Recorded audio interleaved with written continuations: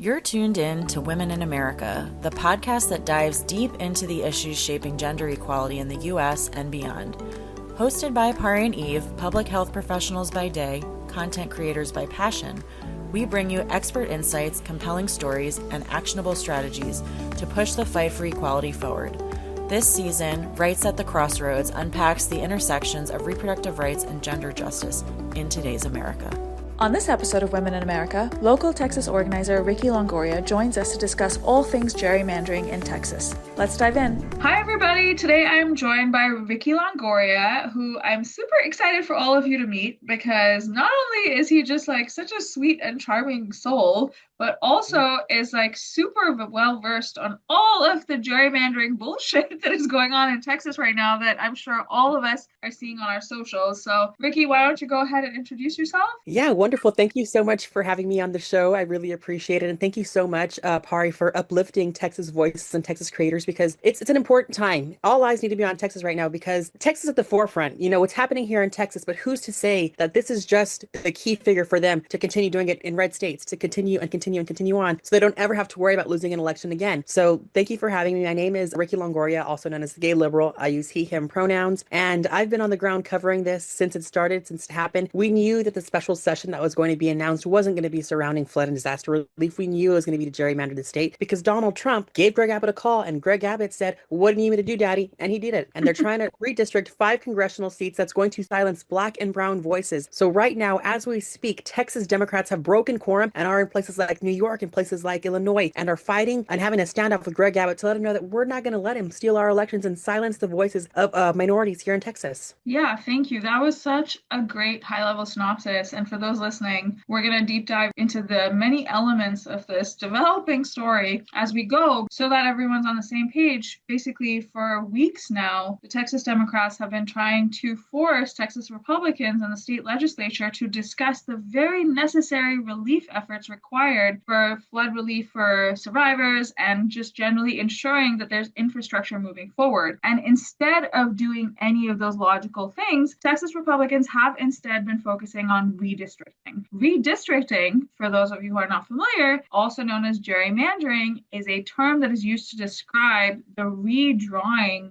of lines in a state that would essentially identify how people's votes are being counted. And what that means is that if your state is gerrymandered by a certain party, let's be real, almost always the Republicans, what that means is that they are drawing lines for voters in such a way that will make it impossible either for a Democrat to win or reduce that seat completely. So as an example, per the new map that Texas Republicans have drawn and proposed, Rep. Jasmine Crockett does not even live in her district anymore. She's still eligible to run, but it is a huge shift from what it used to be. And as Ricky mentioned, the key important piece here is that the way they've redrawn them now gets rid of 5 Democratic seats, which in a state like Texas is extremely hard to recover, right? So we are going to get into that about how they've been blocking flood relief efforts as a way of doing this. And to be honest, let's not all forget that this entire thing is only happening as a distraction from the Epstein files because they don't want to release those files. So yeah,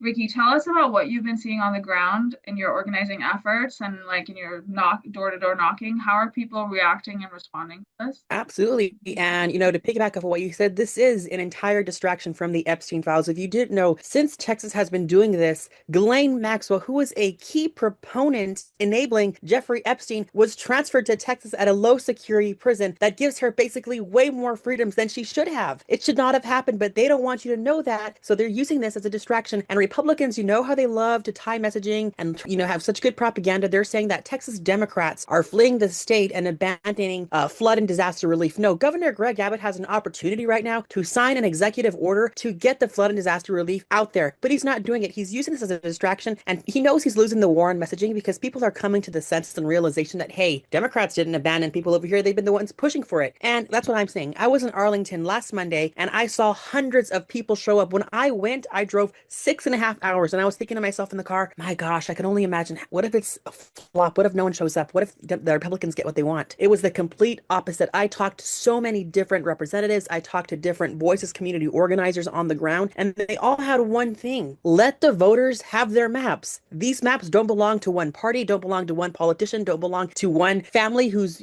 had this family political dynasty. It belongs to the people and the people who live in that district. And that was their message. I was talking with Representative Ramon Romero, and he was telling me that in his district, with the way the new map wants to get redrawn for the congressional person who's in that seat, they're not going to make sense. They're going to be in one community and they're going to represent someone who's about 5 cities across where they live. They have no connection to those people. It makes no sense. And when I've been talking to people here and educating them, they have no idea what gerrymandering is, and they have no idea what the redistricting process is or what it looks like. And I've been pushing that, hey, it does not need to happen until 2031, and it does not happen by a specific political party because of the bias that comes with it. And they've been super thankful for me for doing that. But when I was in Arlington, I got there at around 5 o'clock, drove 6.5 hours. I was there till about midnight because the Republicans on the ground in that hearing, they voted to end public comment. So people who waited hours to have their voice heard didn't get to have their voice heard because Republicans silenced them. They didn't want to hear them. So what did Democrats do? Texas House Democrats took the public comment and heard the people outside that auditorium at the University of Arlington. So people are showing up. And to everyone out there who says Texas is a red state, Texas is a non-voting state, those things are false. What this state is a gerrymandered state. And if this passes, it's going to become a further gerrymandered state, making it harder for every single Democrat to win an election statewide. But the people here are not going to back down. We're going to hold the line, and we're going to continue to hold Greg Abbott and Donald Trump accountable, because as Texans, you come for one of us, you come for all of us. I've never heard that term before. Like, it's not a red state, it's a gerrymandered state. But when you said it, it like kind of made me like, ooh, like tingly. Like, okay, I feel a little bit of hope. I think to your point about how people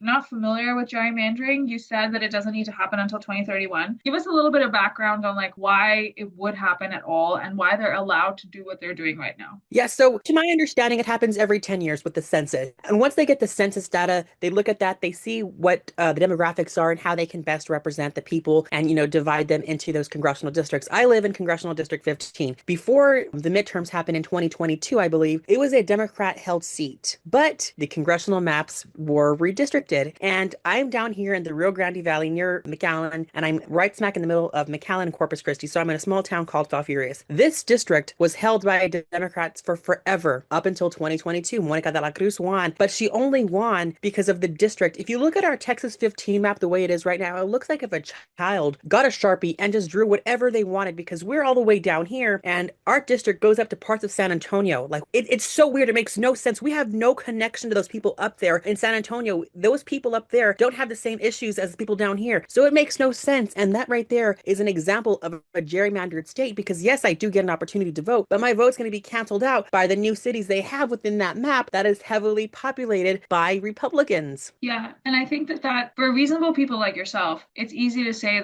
that kind of a drawing doesn't make sense. But the truth is that to Republicans, it's very intentional, right? They have mapped out exactly what they need to do in order to make it so that it's basically impossible for a Democrat to win that state. And then they say, oh, well, Texas is a red state. Well, and you're now pointing out to all of us that actually it's just like you have organized it in such a way that means that we will never see the light of day in terms of true voting mattering, like true votes mattering. Another example, that was Congressional District 15. I am in House District 31. That is being represented by Representative Ryan Guillen. He was a Democrat. I worked on his campaign. I volunteered for him up until the Republicans in Austin redistricted yet again and made Texas District 31 a red seat. So what did he do? He got bought by them, switched from Democrat to Republican, and now it's virtually impossible for a Democrat to win in this district because of the new cities they put into this map. That make absolutely no sense. Yet again, we're down here in South Texas and he's in places that has no business being in. It makes absolutely no sense. So they're gerrymandering every single part of this state because they know that their policies are unpopular. It turns out when you take away Medicaid, when you take away Medicare, when you take away food from hungry children, those policies are not popular. So it's going to make it harder for you to win an election. So they have to do anything they can, and that is cheating. Absolutely. I mean, they know they can't win, and that's why they cheat. And like sometimes I look at Texas and the irony of like Greg Abbott being someone who has required medical care. He has required the use of DEI practices because he's in a wheelchair. Like this man is out here full on voting against himself in every single moment. The real DEI hire. Yeah, he absolutely is. And he's simultaneously in the middle of all of this announcing that Texas will no longer do DEI. I'm like, if Texas doesn't do DEI, how are you getting into a single building? Because all the accessibility ramps will be gone. Like Greg Abbott is truly like such an example of how people in the Republican Party don't understand, or I guess I shouldn't say understand, don't care that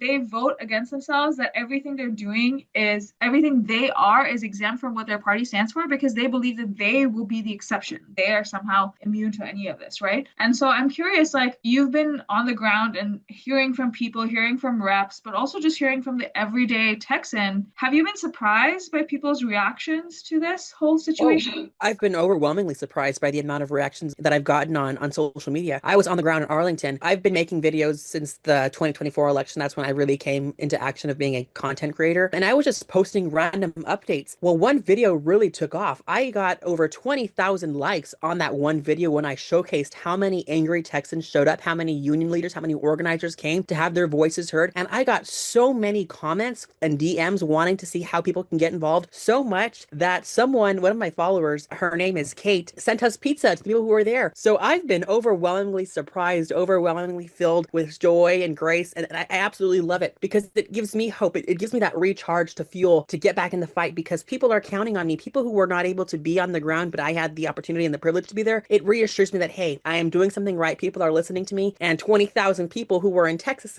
on TikTok and across the country were supporting us. People in California, people in Illinois, New York. Every single person in that comment thread was positive, encouraging. It was good to see that people are finally realizing that Texas has an opportunity to be a winning state. They're finally taking an investment in us, because for far too long we've not been invested in. People have, looked over us and said, oh, they're not going to be able to win. Oh, it's a red state. It's going to be a Republican state. It's going to be that way until we change it. And finally, right now, Texas Democrats are showing the country that we've been fighting this fight for a long time. And that's the problem. Republicans like Greg Abbott have manipulated and fooled his base by saying that the Democrats here in Texas are the reason they can't afford groceries, or the reason they can't get health care. They're the reason that their kids can't play in a fair sport. No, Republicans have held this state for over 30 years. They are the reason why you can't afford your rent. They are the reason why you can't afford groceries. They are the reason the quote unquote the border crisis is happening here. They're the reason for that. So how am I going to blame a Democrat? Yeah, I saw one of the Republican House reps tweet yesterday that it's time to take Texas back and make it great again. I was like, take it back from whom? Like, Ooh. You've been here the whole time. Exactly. Like, I laugh because I'm like, I know that when it comes to the messaging machine and the propaganda machine, like Republicans have unfortunately got that nailed. Like, I hate giving credit to them, but like that is one area where they tell, right? I was talking about that yesterday. Like the Donald Trump's red hats, those became extremely popular in 2016, and they're still relevant and popular even now. It grinds my gears. Like, what are they doing that we are doing wrong? Right. But I think what I sometimes ask myself, and maybe I just should stop asking myself logical questions, and that's the solution to this problem. Yeah, no, but literally. I was like, I'm sorry, if someone in Texas looks at that and is like, we're going to take Texas back, like truly just back from what? Back from whom? Like the entire time you guys have been talking about how Texas is a red state, it's the beacon of whatever. And No, it's California, like Texas. yeah. So I'm like, how are you able to reconcile in your brain? Maybe there is no brain. That's the problem. But like, how are you able to reconcile that nonsense? And then speaking of reconciliation, you have a senator who literally dips out of your state and goes to vacation in Mexico every single time there's a freaking natural disaster. And somehow I've honestly started to feel like you need to use Ted Cruz's vacation schedule as a way of tracking when a natural disaster is going to come, because like that's the point we've reached. But like imagine being totally okay with that, but then vilifying Democrats for doing something completely legal and leaving their state to avoid having the gerrymandered maps passed, right? So it's just like, this is what I'm saying. The mental gymnasts are constant. And I want you, as the expert in this room about Texas, to really explain to the people all of these headlines we're seeing that are like so intentionally messaged, where they're saying like, Democrats are fleeing the states. Democrats are like running away. Democrats are getting on private jets. Explain to us, like as an actual intellectual, what it means the Democrats are doing this and what's the legal process that they're following to basically save Texas from this ridiculous gerrymandering. Absolutely. And every single piece of messaging that Greg Abbott and these Texas Republicans do is intentional. And they're doing it in a way that they think that their base, their voters, they think that their voters are dumb. They think that they're stupid. They don't think they're paying attention because, like you said, you have a senator, Ted Cruz, who left the state to Cancun when we were freezing our asses off, and he left his dog. We have a senator, Ted Cruz, who fled the state to Greece, was on a tourist trip while kids were drowning in Kerrville. How are you not going to call for his arrest? How are you not going to call him out on it? But you're going to call out Texas Democrats for literally saving democracy because you are planning to steal an election from 5 congressional seats. They talk a big game about 2020 and how Democrats rigged and stole the election. Let me tell you, if Democrats stole the election in 2020, why wouldn't we do it again in 2024? I keep asking that. I'm like, also, we were in office, and now you're saying we somehow lost the election while we were in office. Like, there's just the cognitive dissonance is truly mind blowing. It's astonishing. It is. And then, they say that Texans are fleeing Texas. What about the Republicans in Congress who voted to go on a break so they didn't have to release the Epstein files? Yeah, I mean, they literally did that. Yeah, so the Republicans in Congress, voted to have a break, come back home, get on a vacation, because they do not want to have any more votes pertaining to the Epstein files because they don't want them released. Now, we know their daddy, Donald Trump, was named in there multiple times per Attorney General Pam Bondi in May. She told him. So I don't know what they're trying to get at or what they're trying to look for, but I can finally feel and see that people are realizing that, oh my gosh, this administration lied to us. This administration is hiding something and it's deeper. And they don't want their base to see that. So they're using these headlines, they're using Texas as a ploy to distract you away from that. Yeah. And what Texas Democrats are doing is they've broken quorum. When you break a quorum, it means that you can't have a session or take a vote in the Texas House without meeting a certain quota of legislators being present. So they left to places like Illinois, and they left places like Boston, they left places like New York, and they went to those areas because if they're here, Greg Abbott and Ken Paxton will likely be able to arrest them and bring them back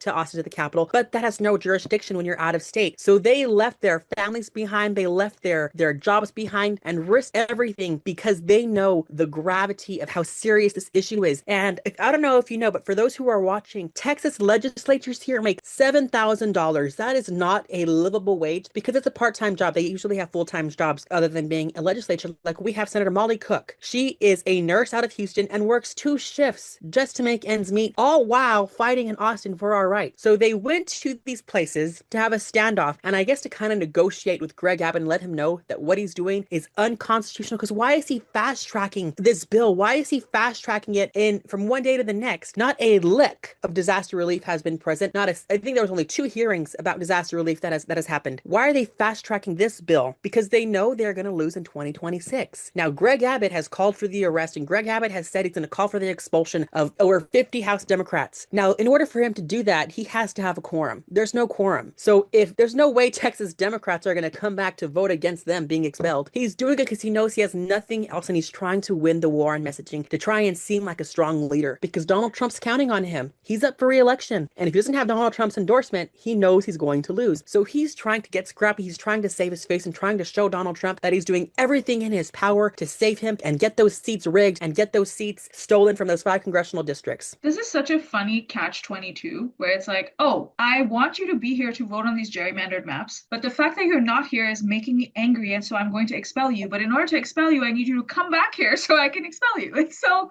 it's like, it's almost comical, like there are days where I want to put aside like my party lines and just be like, this country has gone mad. Like we've just lost it. Like there's no reasonability anymore, like truly just. And we are at a point now where somehow, despite the fact that it is so obvious what they're doing, that there's still so many people that are like aligning with them. It's just, it makes no sense. It has become apparently obvious. One of these seats that they're aiming to redistrict is a vacant seat. That is House District 18. That is in the Houston area that's predominantly held, that, people who live there are predominantly Latinos and African Americans. That seat is vacant. Greg Abbott could have called a special election a long time ago, but he's not doing it. He called an election in November because he knows if he were to call an election right now, a Texas Democrat would win that seat, and that's going to give the Republicans in Congress an even slimmer majority. So that's why he's holding off on that election. So right now, people in Houston, Houstonians, are being taxed without being represented. That's taxation without representation. Let's go back to 8th grade and think about it and revisit that and learn that. That's unconstitutional. Because Yeah. how am I not being represented, but I'm taxing the government? Who's representing me? Who's being my voice in Congress? Yeah. Who's being my voice in Congress to take care of the issues that we have here, to address the Epstein files? No one. It's vacant because he knows a Democrat will win that seat. And that is a seat that they have intentionally redrawn. And if you look at those maps again, they're just squiggly lines in random places that make no sense. So it is become obvious. It's been obvious for a long time, but it's coming down to use this quorum as a tool. We're using it as a tool to talk to the everyday Texan and let them know that, hey, Republicans are silencing your voice, and they're doing it fast-tracked. And there was surveys. The majority of Texans do not want this to happen. The majority of Texans, you want to know what they want? Flood and disaster relief for the people in Central Texas and Kerrville. These policies that they have are so deeply unpopular, just like the school voucher scam that passed here in the state of Texas. The Texas Republican Party, when they had their convention, they had school vouchers listed as number 9. When the first session happened, Greg Abbott moved that from number 9 to number 1, moving every single priority that the Texas Republicans wanted all the way down. And Texas Republicans were even outspoken against that. Texas Republican representatives were outspoken against that. And if they were outspoken against that, they were primaried, and Greg Abbott, funded their opponents, put money into their opponents' campaigns, and they won simply for standing up for their constituents and standing up for Texas public schools and public school teachers. Because at the end of the day, Republicans do not care about you. They don't care about our children. They don't care about our teachers. They don't care about if you make a living wage, if you can get access to groceries. They're not pro-life. What they are doing, though, is they're manipulating every single Texan and every single person across this country into thinking the worst. Into, it's crazy. It's like they are playing mind games on them, and people are believing it, but some of them are waking up. And that's what we're using this quorum for, educating every single Texan about what's happening. I think your point about how they play games even within their own party is such a good one, because I don't think people realize this. Like, the legacy media and, Donald Trump's approach to messaging has made it so that there's such a hard, you're either a Democrat or a Republican, and then everyone on those two sides thinks the same, which is absolutely just not true, right? Even within the Republican crowd, there's MAGA and then there's Republicans. I believe that Republicans have no representation anymore, period, because what ends up happening is exactly what you were describing, is that the MAGA machine, the MAGA machine is out here taking people who are even trying to be reasonable about how they're approaching social and political systems, and being if you don't fall in line with everything we align with, then you need to get out, right?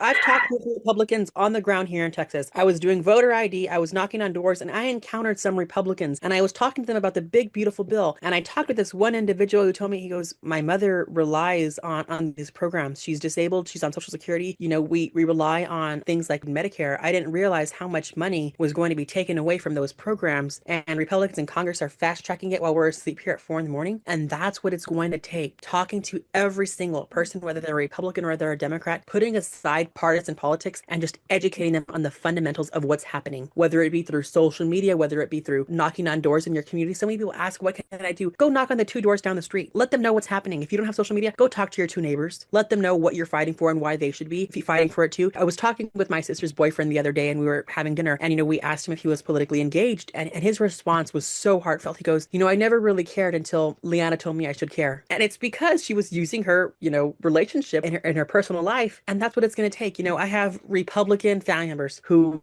saw what happened with the Epstein files, and they came forward and they said, I was lied to. My brother gave me his MAGA hat and said, do what you want with it. I don't want it anymore, because they're waking up and they're realizing that they've always been lied to. Why did Donald Trump promise to release the Epstein files? Then 6 months into his presidency, there's no files, but there's a list, and the list is made up. You can't have it both ways. Yeah. What is it? Also, the fact that he was president already, he had access to those files back then too. And people don't ask themselves those questions because they've been bought into this machine of messaging. And I think that this is the core problem with where our country is right now, is whether it's Democrat or Republican. If you look at what is happening in Texas with Greg Abbott, where he's pushing out even Republicans who are trying to make sure that their own constituents' needs are actually represented, it makes me actually think of police systems, right? Because if you have an entire police force and there's 2 bad cops within this police force, but the other 98 cops don't report or ever fight back against those 2 bad cops, you have 100 bad cops. You have immediately taken your whole system and converted it so that it is no longer functional. And that is what is happening. And I have been curious, just from my own stance, but also uplifted about the fact that people are starting to see the light. Because because if we laid it all out like really clearly, let's start with Donald Trump is in the Epstein files. He knows he has been since the day that he met Jeffrey Epstein, right? He has just been lying about it. He had access to the files during his first presidency. During his campaign for his second presidency, he knew that he needed something big because like people were starting to feel the economic impacts and all of that stuff of the lack of his policies. You remember like during the election, all of these Republicans were like, well, I hate this tax plan. And it's like, this is Trump's tax plan. Actually, it's been in effect this entire time. And so he needed something big. So he made Epstein his entire thing. Pam Bondi, Kash Patel, Dan Bongino, they all built their careers on this, right? Mm-hmm. They get to the presidency and then immediately are like, oh, well, the Epstein files, we need to release them. We need to release them. We need to release them. As if he doesn't know he's in them. And then Pam Bondi finds out he's in them. I mean, if she didn't know before that, she's quite dense, frankly, but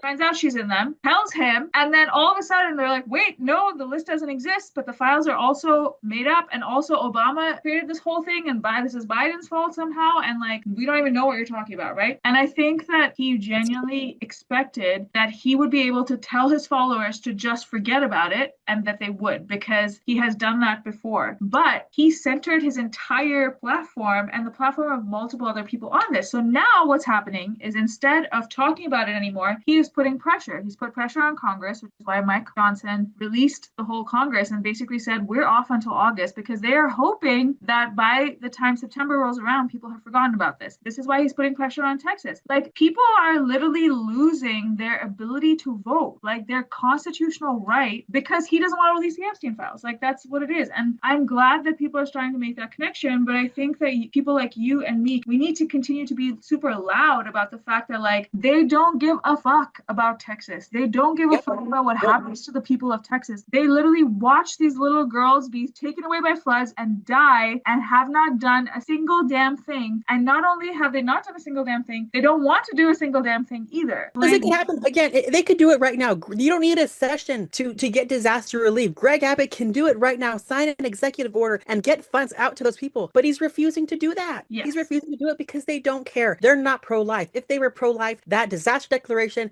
executive order would have been done already. The session would have been called off, and the entire focus would be focused and centered around rebuilding places like Kerrville and Central Texas. But instead, they're trying to silence your voice, fast-tracking this bill that's going to take the voices of the minorities away from 5 congressional districts, and they're doing it all while you are being manipulated against, trying to get distracted. Because let me tell you, if you are sitting at home right now and you're watching, my voice doesn't matter, my vote doesn't matter. If your vote and your voice didn't matter, why are they trying so hard to silence it? And it's 5 congressional districts today. It could be 50 congressional districts tomorrow. And that's why we need to be stepping up and fighting back against this, right? And I'm so glad you brought up the fact that they don't actually need a session to do disaster relief, because people are forgetting about the fact that Donald Trump wants to get rid of FEMA, like the Federal Emergency Management Assistance Fund. He wants to get rid of that, and actually had decided to get rid of that. He was forced to bring it back because of the massive amount of public pressure, right? And this is what I'm trying to say, is that people have so much more power than they think. They have been, I think, like groomed to believe that they don't have the power, but they actually do. Like, public pressure matters, pushback matters, demanding things of your senators and House reps matters. And so I would love for you to close us out by telling us what the everyday Texan and the everyday American can be doing to fight back against this. Pay attention. Pay attention to what's happening in your community, in your state, wherever if you're in a red state, pay attention closely to your state legislature, because we don't know who Donald Trump's calling. We don't know if he's calling other governors to try and redistrict those seats and take away the voices and the vote from you, the people. Pay attention. Uplift your political content creators, because we live in a political ecosystem where there's a lot of people who are not focused on CNN, Fox News, MSNBC, but they get their information from TikTok. They get their information from podcasts like this. And it's important that we are in these spaces because we're meeting people where they are, what they're listening to. And if we don't do that, we're not going to be able to pay attention to anything. We're not going to be able to get our focuses aligned. We're not going to win. We're going to let them take over. We're going to let their propaganda win. So pay attention to your creators, pay attention to your podcasts, pay attention to your state legislature, because come 2026, Republicans know they're going to lose. The big, beautiful bill the majority of Americans didn't like. They passed it in the dead of night while everyone is asleep. And they think that they're basically Americans weren't watching, but we were. So continue to have conversations with your family and your friends, educating them on what's happening. and that every single set of eyes in this country should be watching Texas and what Texas Democrats are doing, because we are fighting to stop this deal, not only in Texas, but stopping this deal nationwide from what Republicans and Donald Trump are trying to do. If you are in Texas, talk to your family and your friends about what they're doing. If you are in any of these congressional districts that they're trying to silence, specifically in the Houston area in Tarrant County, tell them they're silencing your voice. If you want to donate, go to stopthetexassteal.com. And for the love of God, uplift Texas content creators. We are on the ground fighting the fight day in and day out, trying to get you updates as fast as we can. We don't know how long this quorum break is going to be. We should have updates,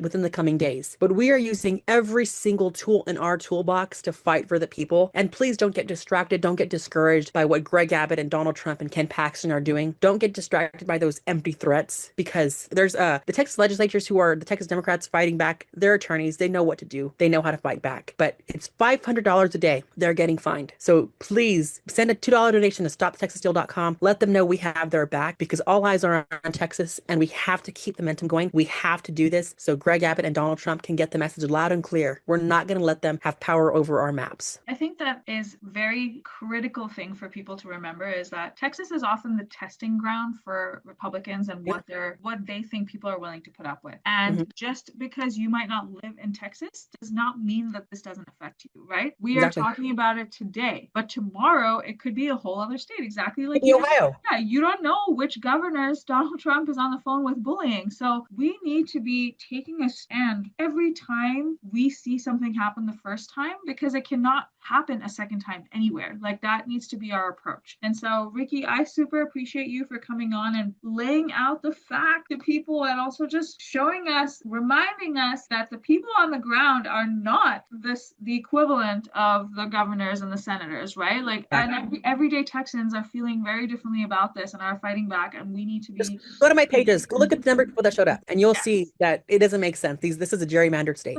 Yeah, we need to be supporting them as much as possible. And speaking of Ricky's pages, he's available on Instagram at Gay Liberal. And is that your handle on all platforms as well? Yeah, I'm on Instagram at The Gay Liberal, and on TikTok, The Gay Liberal. So it's THEE Gay Liberal. The Gay Liberal. Amazing. Ricky, thank you so much for being here, and continue to fight the good fight. We will also keep amplifying, and we'll stay tuned as this story develops. Thanks for tuning in to this episode of Women in America. The redistricting of Texas continues to evolve, so stay tuned to our socials for the latest on that. If you enjoyed this episode, share it with your network, and don't forget to subscribe wherever you get your podcasts. For additional resources, follow us on social media at women_in America. See you next week.